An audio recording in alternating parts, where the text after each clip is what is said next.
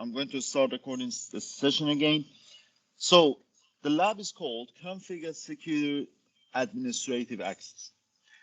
This lab, you need to create it from the scratch with Packet Tracer.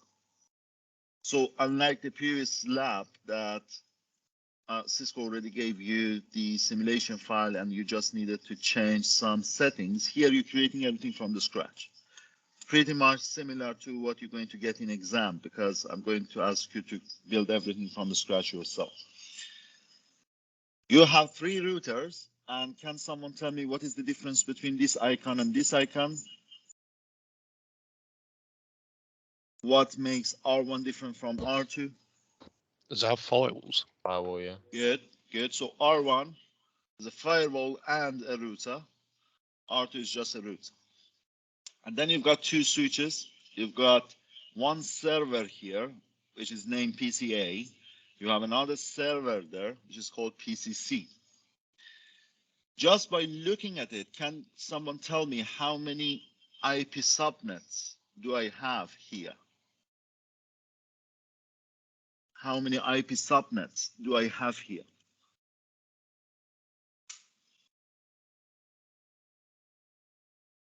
The 2.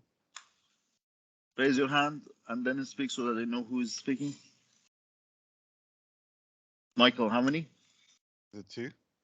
No. Leon?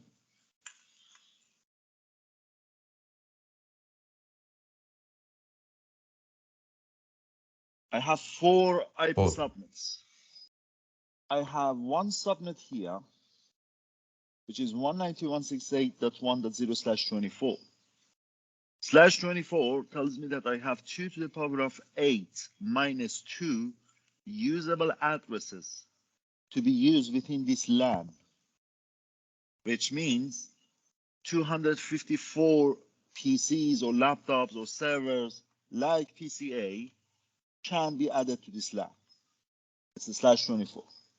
Then I've got the second subnet, which is basically between these 2 routers.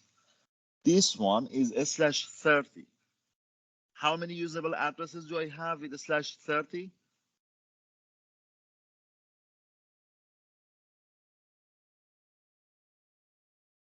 Anyone? Just recap your subnetting concepts. How many usable addresses do I have with the /30?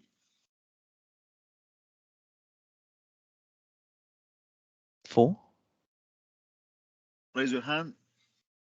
Where did you get 4 from? It's just how many you get with /30 So addresses. you're talking about 2 to the power of 2.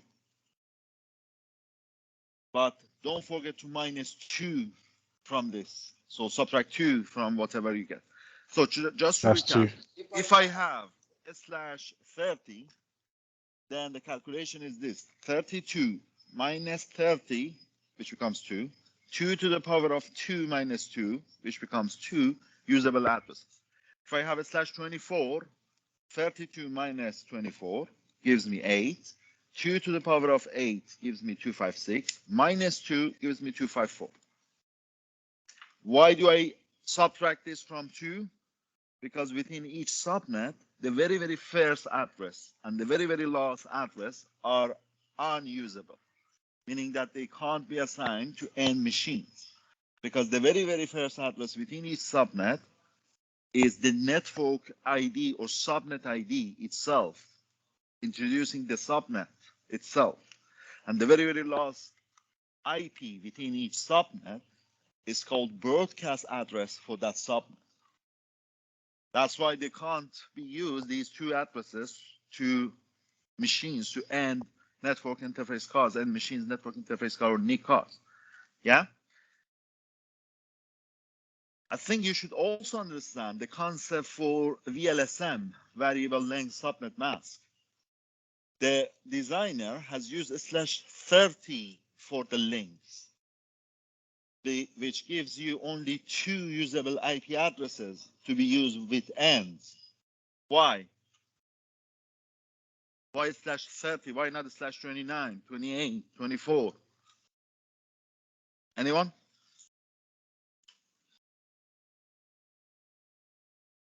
Why links have only a slash 30 and are using a slash 30, not slash 24, for instance? To minimize wastage of IP addresses? To minimize wastage, I just gave you the answer. Leon, these concepts are more important than the simulation itself. Yeah? So if you don't understand why we links are using a slash 30, no one is good enough even for CCNA 1, let alone CCNA CyberOps, CCNA Network Security, etc. So slash 30 gives you only 2 usable addresses, which is more than enough for 2 ends that you have on that link between R1 and R2. Similarly, between R2 and R3, another subnet that you have. So the third subnet, I told you that we have 4 subnets here, yeah? And that is, again, using a slash 30. When we say a slash 30, can someone tell me what that a slash 30 means in dotted decimal notation of subnet masks? Anyone? T55.T55.T55.252. Good. So Leon,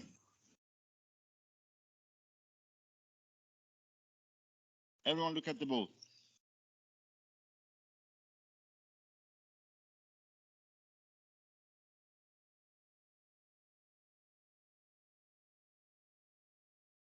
A slash 24 in dotted decimal format. What is that? 255. Everyone look at the board. 255. Dot 255. 255. Yeah. What is it? Dot 0. And 25. 255. Yeah. 255. 255. Yeah. 255, and then can't remember off the top of my head. Let me check. 128. 128. A slash 26. 192.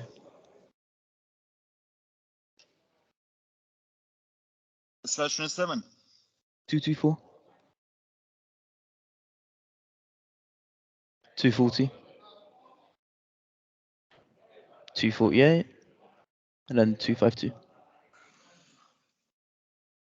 And then a slash 31. 254. 254. What is the secret? How to best memorize this?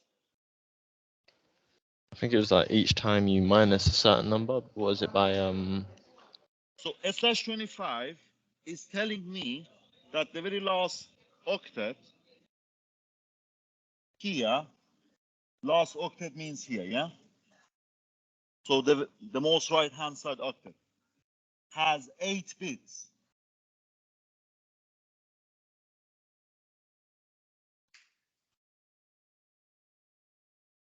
Yeah? A slash 25 is telling me that the very first from left to right on these 8 bits is going to be set to 1. That's 2 to the power of 7. Because this is 2 to the power of 0, 2 to the power of 1, 2, 3, 4, 5, 6, 2 to the power of 7. What is 2 to the power of 7? 1 to 8. Now, this one, therefore, becomes 2 to the power of 7 plus 2 to the power of. This one becomes 2 to the power of 7 plus 2 to the power of 6 plus 2 to the power of. Or another way of calculating it, add 128 to this. Then add half of it to this, which is 64 plus 1. Then add another half to this, which is 128 plus 64 plus 32. Then plus 16, then plus 8, then plus 4, then plus 2, then plus 1.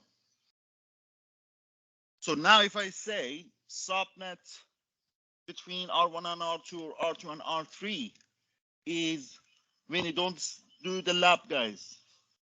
Yeah, don't make me repeat one thing 1 billion times. If you don't know what a slash 30 stands for, there is no point in putting line console 0 there. Line console 0, as I told you 1 million times, my grandfather can do it as well. It's just copy paste. But if you don't understand what subnetting is, the whole course probably is not yours. So between R1 and R2, /30 shown in dotted decimal format is talking about 255.255.255.252. Yeah? Then the fourth subnet, which is between PCC. Can you see my cursor? Yes, no? So this is subnet 4, which is again a /24. The very first part of labs like this always gives you the addressing table.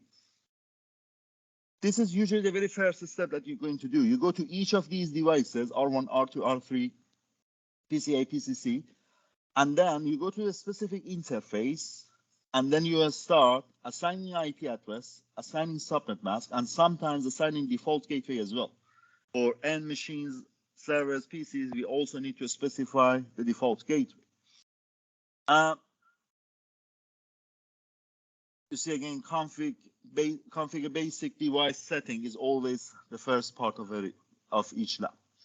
Now, we're going to start doing this lab all the way up to part 2, and we don't want to go through part 2 yet. But as part of these, you first need to do the cabling on your packet tracer, which you're going to do. You're going to do basic IP addressing assignments from this table. Make sure that you exactly follow the same thing. If R1 on gigabit 0/0/1 is connected to this switch, then the port on that switch should be fastened as 0/5. So that switch has another 24 or 48 ports as well. I want 0/5 on S1 to be facing this. So don't just select them randomly. And then we get to this stage, configure OSPF router. Basically, between these 3 routers, we're going to configure OSPF. Tell me, what is OSPF?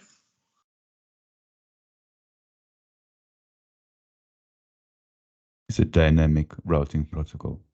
Dynamic routing protocol. What else we know about OSPF? What does OSPF stand for? Open shortest path first. Good.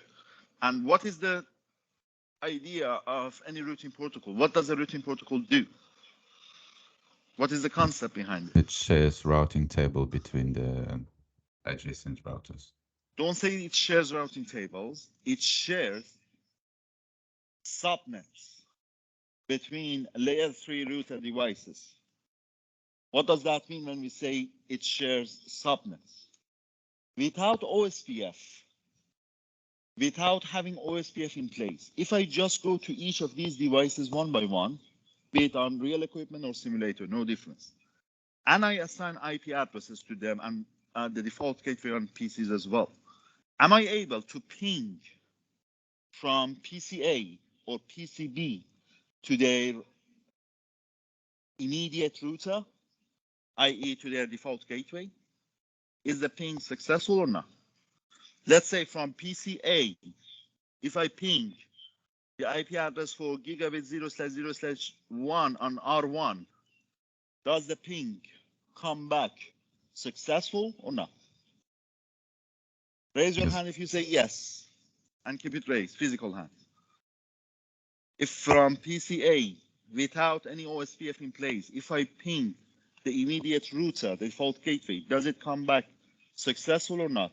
Raise your hand if you say yes. Keep it raised, guys. I want to see who says what. And who says no? Raise your hand if you say no. You can't get it. Leon, why yes? Because it's still within, it's the first router, right? So it's still able to pick up the IP. Within the subnet. I don't need any routing if I'm not leaving my immediate router, i.e. if I'm not leaving my current subnet. It's like having a switch and you connect 1 billion, 1 trillion devices all to the same switch. So think about a star, we call it a hub and spoke topology. Think about a star topology, one switch in the middle, and you have 1 trillion devices connected to it. all of them should be within the same subnet address. No one is leaving that current subnet, but everyone is able to reach everyone else within that subnet. No router involved, no layer 3 involved, layer 2 switch is enough. Everyone, of course, needs an IP address, regardless of that. And then everything is fine. They can reach each other. They're not leaving that subnet because everyone has an IP from 192.168.1.0/24. So ping from PC to the immediate route on default gateway comes back successfully, no issue there. The issue happens when PCA wants to ping gigabit 0/0/0 on R2. The issue happens when PCA wants to ping gigabit 0/0/1 on R2. Or the issue happens if I ping from PCA any interfaces on R3. Or even I want to reach PCC. Without routing in place, you can't get echo replies or ping successful replies back from any of these IPs. Why? Because you are leaving your current subnet while your immediate router has no clue about the neighboring subnets. That's why you need dynamic routing protocol in place. So what does a dynamic routing protocol like OSPF, like RIP, like EIGRP, like BGP, like any of these protocols, even IPv6 versions of the same protocol, what does a routing protocol do, or why is it required? The routing protocol exchanges, let's talk about this scenario in particular. If I define OSPF on R1 as well as R2 as well as R3, so all these three have OSPF configured, then R1's OSPF is going to advertise 192.168.1.0 to the outside world, which makes R2 aware of this guy, which makes R3 aware of this guy. R2 itself is going to advertise this subnet and this subnet, because R2 at the moment is not connected to any LAN. It only has the directly connected subnets for the directly connected connections. Is going to advertise this guy and this guy to him and him. Well, because at the end of this hand and this hand, the same router is already aware of this subnet, R2 is not going to basically advertise much into this routing domain. We are already, so let's say if R2 wants to introduce this, he is already aware of it because it's directly also connected to R3.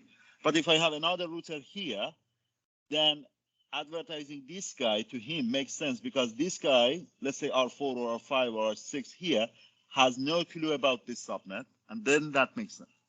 And then R3 is going to advertise this guy to him and further down to him. If OSPF is in place, after you have configured OSPF correctly, all these three routers are aware of every 4 subnets that we have. So not only the directly connected ones, but also the remote subnets, and therefore bingo for routing, which is OSPF. And then from that moment on, from PCA, you are able to ping PCC, you are able to ping R3 is directly connected network interface card, which is in fact the ports, gigabit 0/0/0 or 0/0/1, yeah, etc. How we configure OSPF in this lab, you're going to learn. If I want to just quickly demonstrate this for you, this is how you advertise and enable OSPF. You go to each router, you say router OSPF, and you specify a number. For now, just put number 1 for there, and later in CCNP or advanced CCNA, if you want to learn what they are and how to configure further features, you get a chance to understand. But for now, just put router OSPF1, and then within that routing domain instance, let's say number 1, you use a command called network. With network command, within any routing protocol, in this case OSPF, you advertise the subnet that you want that routing protocol to advertise further down to its neighboring OSPF routers. However, there is an important point here. Look at the subnet mask of the network command. What is this? Because we usually say 255.255.255.0, let's say. But here it starts with 0.0.0 and then .255. What is this? What is this different? How is this different from subnet mask, the dotted decimal notation for subnet mask that you guys are familiar with, the thing that you can see on the board? First of all, tell me what is it called, and how is it? Why is it shown in this way? It's a wildcard mask. Good. And how do we calculate wildcard mask? Wildcard mask. Yep. Go on. Oh no, I just wanted to say it's like similar to the subnet mask, but the bits are switched. So Yeah, it's exactly opposite subnet mask. So if you have subnet mask 255.255.255.0, its equivalent wildcard mask becomes 0.0.0.255. Yeah. So some protocols, like here OSPF, when you want to advertise a subnet or a network, the command itself does not accept subnet mask as such, even if you write it in dotted decimal notation. Instead, it accepts wildcard mask.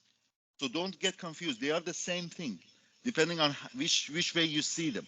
So 255.255.255.128. What is the wildcard mask for this? 255.255.255.128. What is the wildcard mask for this? I just told you, opposite subnet mask. 0.0.0.128. The one. Great, great, well done.